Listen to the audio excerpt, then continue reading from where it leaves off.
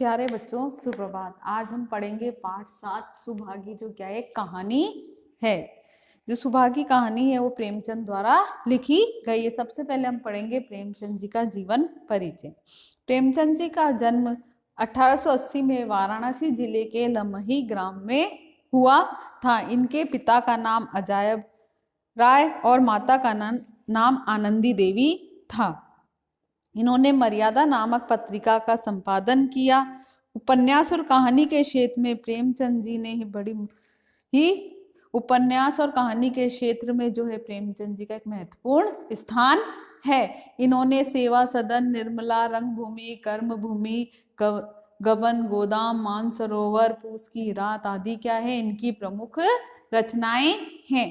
अब जो प्रस्तुत कहानी है सुभागी, इस कहानी में लेखक ने एक और हमारे समाज में पुत्र को पुत्री से श्रेष्ठ समझने की भावना पर क्या क्या करारा प्रहार किया है। यानी पुत्र को जो है पुत्री से क्या समझा जाता है, श्रेष्ठ समझा जाता है, क्योंकि वो क्या कहलाता है, कुलदीपक कहलाता है। उस पर प्रहार किया है। दूसरी ओर जीवन की कठिन से कठिन परिस्थितियों में भी सफलता पूर्वक सामना करने की नारी की क्षमता का भी क्या किया है, क्षमता को सिद्ध किया है। यानी उसका वर्णन किया है। चाहे कितनी ही मुसीबत क्यों ना आए, लेकिन जो स्त्री है वो हर समस्याओं का क्या कर लेती है, सामना करती है। अब है पाठ। तुलसी महतो अपनी लड़की सुभागी से बहुत प्यार करते थे। छोटी उम्र में घर के काम में चतुर और खेती बाड़ी के काम में निपुण थी। उसका भाई रामू जो उम्र में बड़ा था, बड़ा ही कामचोर था।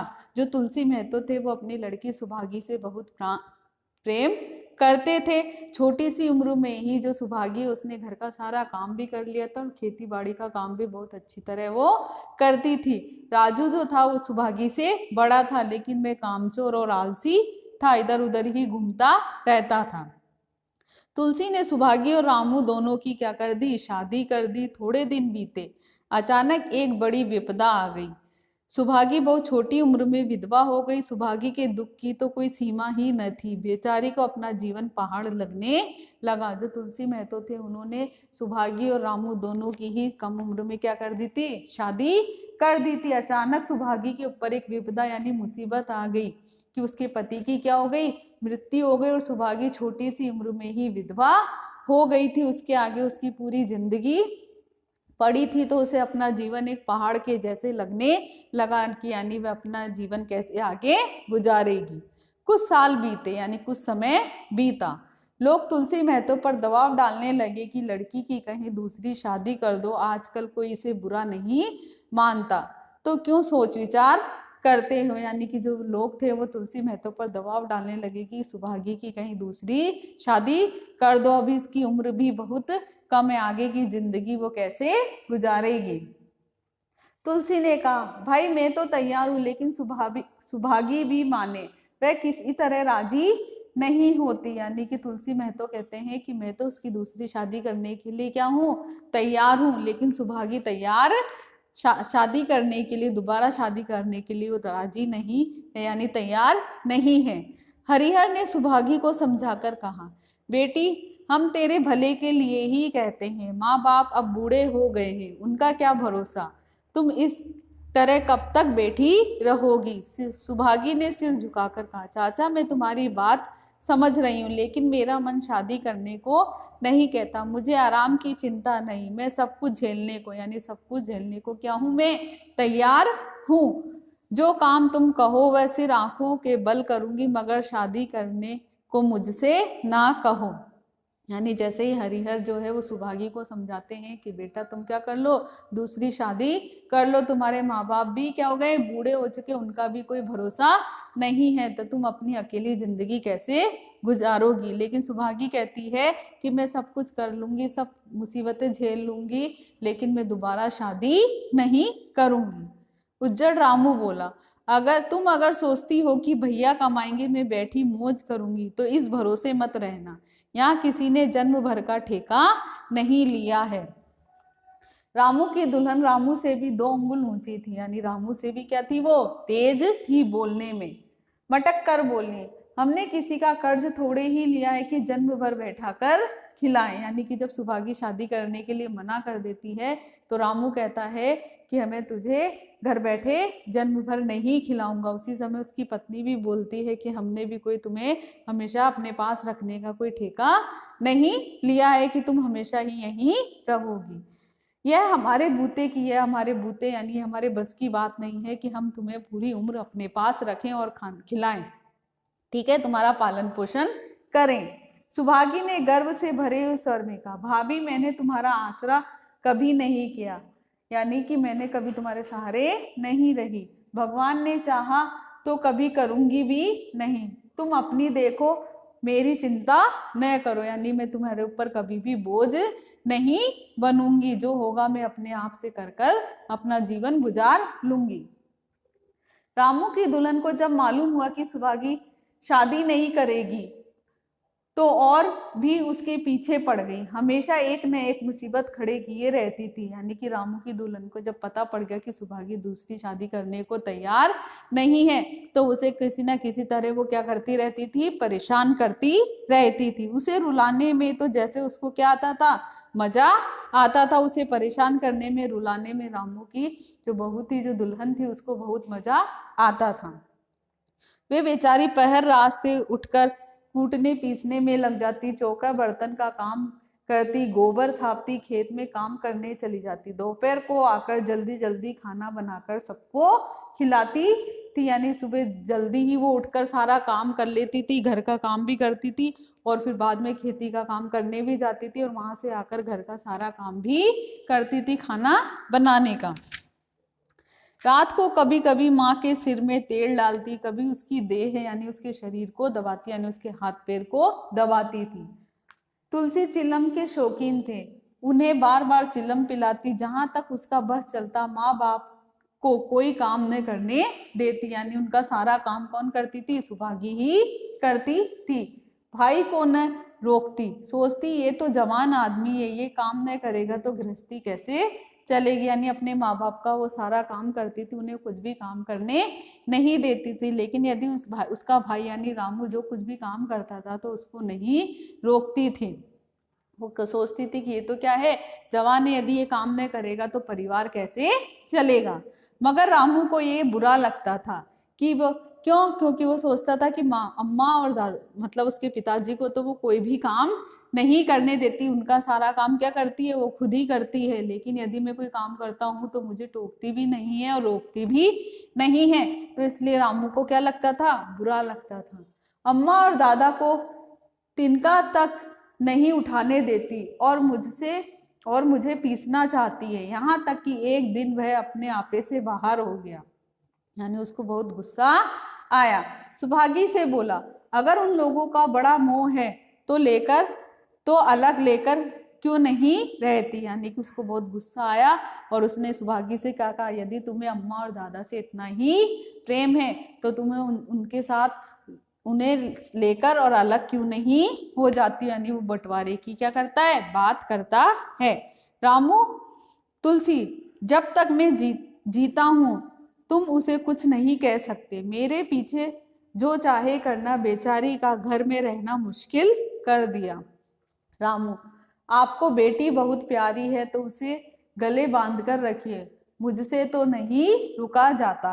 तुलसी, अच्छी बात है, अगर तुम्हारी यही मर्जी है तो यही होगा। मैं कल गांव के आदमियों को बुलाकर बंटवारा कर दूंगा, तुम चाहे अलग हो जाओ, सुभागी अलग नहीं होगी। यानी कि जो तुलसी महतो जो कहता है कि सुभागी क्या है, हमारे साथ ही रहेगी। रामू को ये बात पसंद नहीं थी तो कहता है कि इससे तो क्या कर दो, घर का बंटवारा कर दो। और अंत में जो गांव के लोगों को बुलाकर क्या कर दिया जाता है, बंटवारा कर दिया जाता है। सुभागी अपने माता पिता के साथ अलग रहती है, रामू अपनी पत्नी के साथ। रात को तुलसी को लेटे हुए पुरानी बात याद आ गई। नहीं, रात होते ही जैसे ही वो सोने जाता है तो उसे कुछ पुरानी बात याद आ जाती है। जब रामू के जन्मोत्सव पर उन्होंने रुपए कर्ज लेकर जलसा किया था। नहीं, रामू जब पैदा हुआ था तो जब उन्होंने क्या किया था, एक कार्यक्रम किया था और वो कार्यक्रम उन्होंने कर्जा लेकर किया था। और सुभागी पैदा हुई तो घर में रुपए रहते हुए भी उन्होंने एक कौड़ी खर्च नहीं की। और सुभागी पैदा हुई थी तो उन्होंने कोई भी उत्सव नहीं मनाया था। पुत्र को रत्न समझाता, पुत्री को पूर्व जन्म के पापों का दंड। यानी वो जब रात में लेटते हैं तो उनके कुछ पुरानी बातें याद आ जाती है और कहते हैं कि जब रामू पैदा हुआ था तो मैंने कर्ज लेकर उसका क्या किया था, कार्यक्रम किया था, और सुभागी पैदा हुई थी जब पैसे होते हुए भी मैंने उसका कार्यक्रम नहीं किया था। और उन्होंने पुत्र को क्या समझाता, एक रत्न समझाता, और जो पुत्री है उसको अपने पापों का दंड समझाता कि कोई पाप किए होंगे उसके दंड के रूप में ही मेरे घर में किसका जन्म हुआ है, पुत्री का जन्म हुआ है।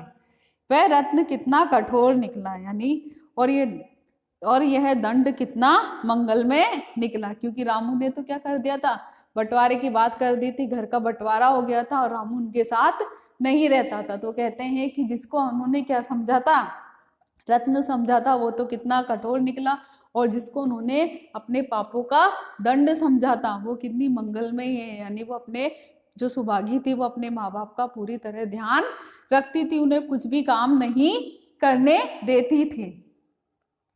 दूसरे दिन महतो ने गांव के आदमियों को जमा करके कहा, पंचो अब रामू का और मेरा एक घर में निभा नहीं हो सकता। यानी कि जो तुलसी महतो कहते हैं कि गांव के पंचों को बुलाकर कहते हैं कि रामू और मैं एक घर में अब नहीं रह सकते। मैं चाहता हूं कि तुम लोग इंसाफ से जो कुछ मुझे दे दो वह लेकर अलग हो जाऊं, रात दिन की किचकिच से तो अच्छी है। यानी जो तुम कुछ भी निर्णय लोगे वो मुझे क्या होगा, मान्य होगा, मैं उसे स्वीकार कर लूंगा जो मेरे हिस्से में आएगा। गांव के मुखिया बाबू सज्जन सिंह बड़े सज्जन यानी अच्छे पुरुष थे। उन्होंने रामू को बुलाकर पूछा, क्यों जी तुम अपने बाप से अलग रहना चाहते हो? तुम्हें शर्म नहीं आती कि औरतों के कहने से माँ बाप को अलग किए देते हो? राम राम। रामू ने ढिठाई के साथ कहा, जब एक साथ गुजर न हो रहा तो अलग होना ही अच्छा है। नहीं, उन्होंने अपना ढीठपन दिखाते हुए कहा कि जब एक साथ नहीं रह सकते हैं तो इससे तो क्या है, अलग होना ही अच्छा है। सज्जन सिंह, तुमको एक साथ रहने में क्या कष्ट है, यानी क्या मुसीबत है, क्या दुख है एक साथ रहने में? रामू, साहब मेरा इनके साथ निभा न होगा, बस मैं और कुछ नहीं चाहता। निभा यानी मैं इनके साथ नहीं रह सकता, मुझे और कुछ नहीं जानता।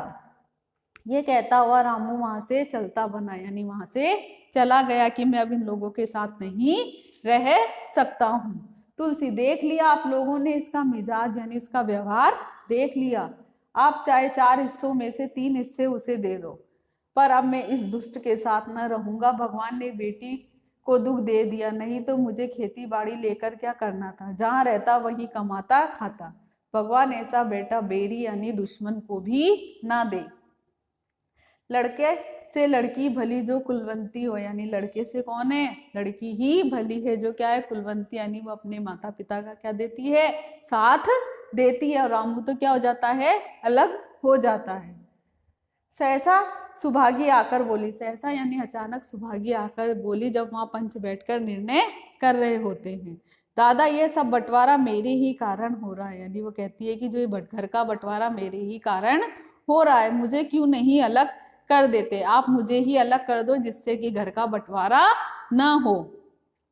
मैं मेहनत मजदूरी करके अपना पेट पाल लूंगी, यानी जैसे तैसे मजदूरी करके मैं अपना पेट पाल लूंगी। अपने से जो बन पड़ेगा तुम्हारी सेवा करती रहूंगी, पर रहूंगी अलग। यूं घर का 12 बाट होते मुझसे नहीं देखा जाता, नहीं घर का बंटवारा होते हुए मुझसे नहीं देखा जाता। मैं अपने माथे पर ये कलंक नहीं लेना चाहती। यानी सुभागी बंटवारे के लिए क्या करती है, मना करती, कहती है कि मैं अलग रह लूंगी, मेहनत मजदूरी करके कैसे भी कमा कर खा लूंगी, और जो कुछ बन पड़ेगा मैं आपकी सेवा करती रहूंगी, लेकिन जो बंटवारे का कलंक है वो अपने माथे पर नहीं लेना चाहती हूँ।